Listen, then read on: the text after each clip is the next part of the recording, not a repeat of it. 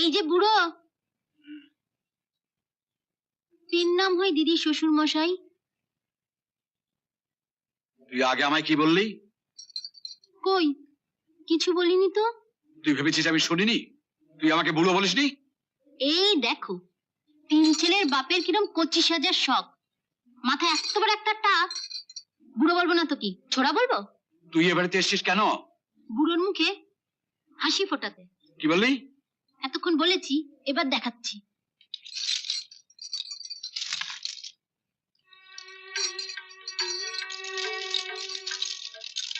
ও, গয়না পাঠিয়েছে? লক্ষ্মী মেয়ে, দে দে আমায়। আপনাকে দেবো না ময়না দিকে পড়ার জন্য দিয়ে আসবো? না না, আমায় দে। ও, আপনি গলায় পড়বেন? আমাদের গায়ে মেয়েরা গয়না পরে, শহরে বুঝি বুড়ো খোকারাও গয়না পরে? আর কি কি এনেছিস আমাকে দেখা।